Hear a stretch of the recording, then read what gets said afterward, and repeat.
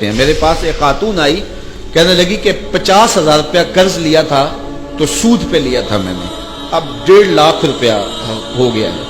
تو وہ وعدہ آ گیا تو میں دے نہیں پا رہی، تو ساتھ اس کا بچہ تھا اور وہ ٹانگوں سے معذور تھا، وہ منظر مجھے نہیں بھولتا۔ تو کہنے لگی کہ آپ کسی کو بھیجیں اور دیکھیں ہمارے دروازے پہ وہ کھڑے ہوئے ہیں، کتنے صفاق لوگ ہیں، تو آپ نے کسی مجبوری کے تحت لیا ہوگا۔ تو کہنے لگی ہاں میں نے بیٹی کی شادی کرنی تھی، لوگوں کے گھروں کے برتن مانج کے میں نے کوئی جہیز کی چیزیں بنا لی تھی، لیکن وہ کہنے لگے 100 آدمی لے کے آئیں گے بارات میں، تو اس وجہ سے مجھے یہ قرض اٹھانا پڑا، باقی تو میں نے تیاری کر لی تھی۔ تو میں نے کہا آپ اپنے رشتہ داروں میں شادی کر لیتے جن کو آپ کا احساس ہوتا۔ تو اس نے مجھے کہا کہ جو بارات لے کے آیا وہ میرا سکا بھائی تھا، سکا بھائی اپنی اس بہن کے گھر اپنے بیٹے کو بیانے آ رہا ہے جس کا شوہر گھر کے برتن بھی بیچ کے نشہ کر لیتا ہے اور وہ لوگوں کے گھروں کے برتن مانج رہی ہے، اور وہ بھی کہہ رہا ہے میں 100 کا لشکر لے کے حملہ آور ہونا ہے۔ اسے نہ شرم آئی نہ حیا آیا، اور اس نے لوگوں کے جو ہے وہ برتن مانج کر کے جہیز بنایا، پھر سود پر رقم اٹھائی اور پھر اس نے ان کی 100 کے لشکر کی دعوت کی، اور وہ سمجھتا ہوگا کہ میں اپنی عزت بنا لی ہے، اور میاں تو 3 بندے لے کے آ جاتا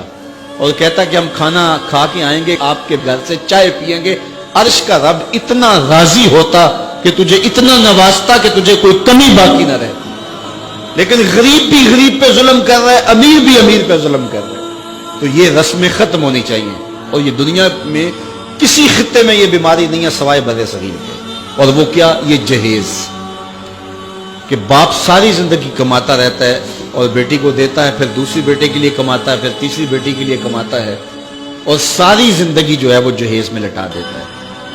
اور لوگ مطالبہ کرتے ہیں کہ ہمیں اتنا جہیز دیا جائے۔ پوری دنیا میں یہ کہیں نہیں ہوتا، نہ شرق میں نہ غرب میں، کہیں بھی نہیں، صرف بر صغیر، اور یہ ایک ہندوانہ رسم ہے، اور اس رسم کو ہم سینے سے لگایا ہوا ہے، اور اس پر اتنی سختی سے پابند ہے کہ دیکھا جاتا ہے کہ یہ چیز بھی ہونی چاہیے، یہ چیز بھی ہونی چاہیے، یہ بھی چیز ہونی چاہیے۔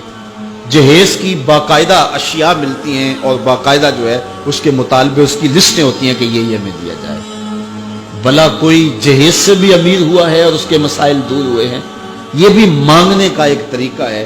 اور پوری دنیا کے اوپر میں نے عرض کیا کہیں نہیں ہوتا، اور اسلام میں تو اس کی گنجائش ہی نہیں ہے۔ تحفہ آپ دے سکتے ہیں، لیکن وہ بھی ایک جو ہے وہ مخصوص دائرہ ہے، لیکن جب یہ سلسلہ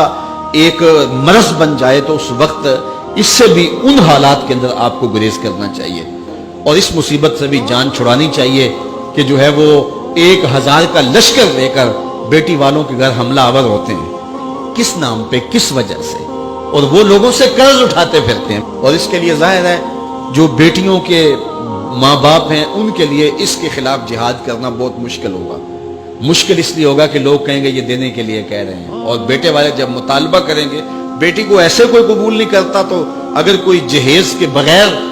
بیٹی کا نکاح کرنا چاہے تو کون قبول کرے گا؟ اس کے لیے سب سے اہم ذمہ داری جو ہے وہ بیٹوں والوں کی ہے کہ وہ عزم کریں۔ میں نوجوانوں سے بھی مخاطب ہوں کہ وہ عزم کریں